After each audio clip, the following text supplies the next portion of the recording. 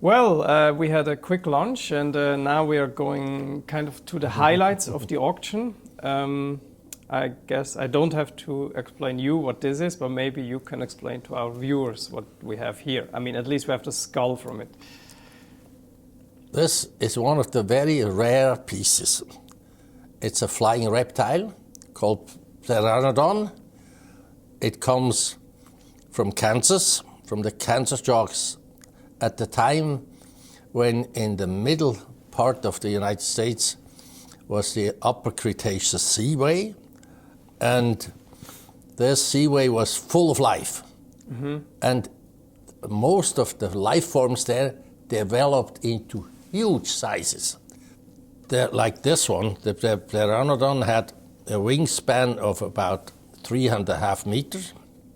We are going to have the full skeleton in the auction, but out of logistic reasons right now it's already at Koller Auctions, and we just kept the skull here so we can talk with Mr. Siber about the piece. And it's about 70% original bone. So you see here on the crest, the restoration starts about from here upwards. And we talked before, what do you think is the mystery of these big crests they have? Well, in a way, it's probably to counterbalance the weight of the beak. You know, he used the beak for fishing. They were good gliders. They used the winds, to stay in the air. And so when he was suddenly had more weight by catching a fish, he now somehow had to counterbalance this by the weight of the crest. Could it also be used as a mating ritual, like the stag who has like the horns and the... Why not? We don't know, because the color doesn't preserve, we don't know. To me, it seems to be a little bit like the pelican in these days. They always go down and they kind of swoop up the water with fish in it. So maybe this guy also had a little sack underneath that wasn't preserved or something. That's what we figured how it worked. Okay. They were very much pelican-alike. I can add to this that they're quite rare. Okay. There are not many, especially one that are reasonably complete, and are quite rare. And so for any museum, this is a classic piece to have. Okay. And there are not many occasions where you can get one. Okay.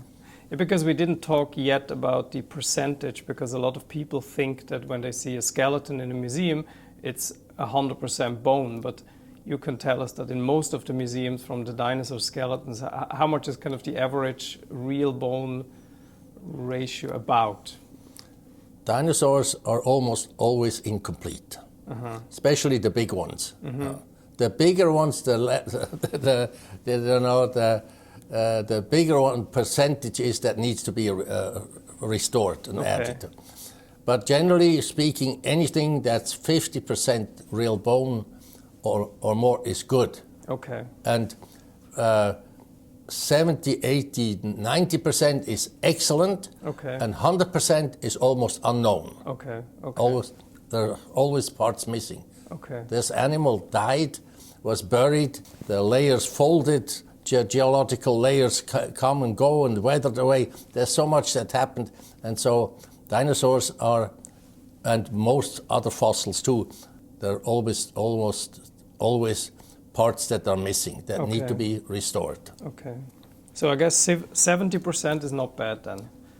Especially flying reptiles that have delicate bones. Hollow, right? Hollow, delicate bones.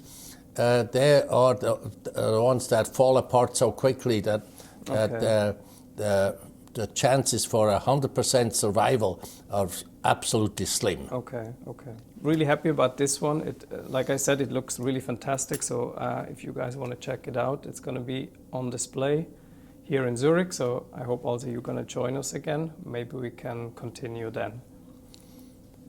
Thank you. It is a special piece, very rare. Thank you very much.